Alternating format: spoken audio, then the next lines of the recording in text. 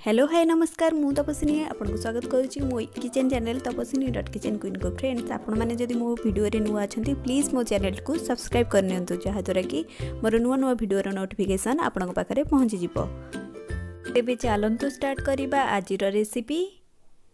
आज आम बनइबा लाउ तरकारी। यह बनइबा बहुत इजी आईटा बहुत हेल्दी भी।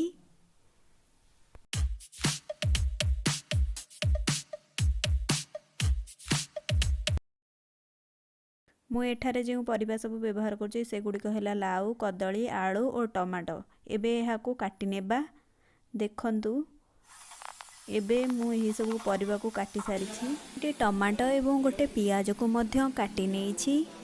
किछि सोयाबीन बड़ी को धोई नहीं रखिछि एवं किछि बुट डाली को पानी रे भिजेई रखिछि। यहाँ पर अदा रसुण रो पेस्ट को मध्य रखिछि। एबे चलतु स्टार्ट करवा आज प्रोसेस।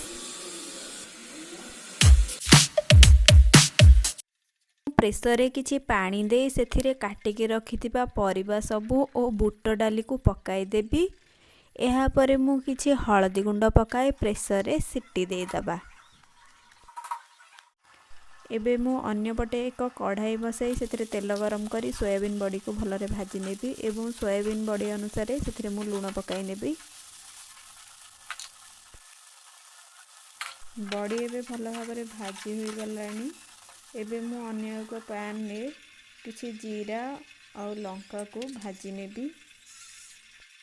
जीरा और लंका भाजी हो सारिबा परे एबे मु कढ़ाई बसाई सेथिरे तेल पकाई देबी।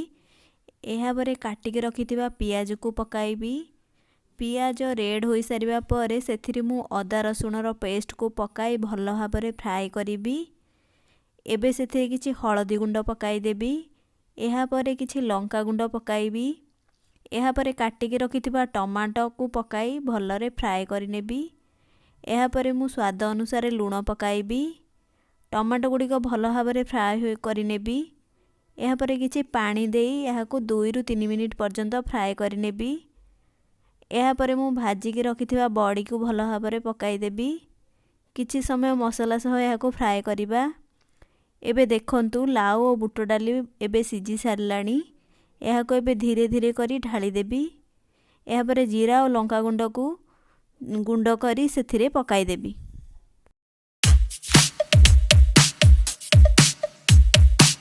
एबे प्रस्तुत हो सारी लाउ तरकारी। जदि आपनको मो वीडियोटी भल लगी तेबे प्लीज वीडियोटी को टिके लाइक शेयर एवं सब्सक्राइब करने को जमारू भूलिबेनी। वीडियोटी शेष पर्यंत देखिथिबारु आपनको अशेष अशेष धन्यवाद।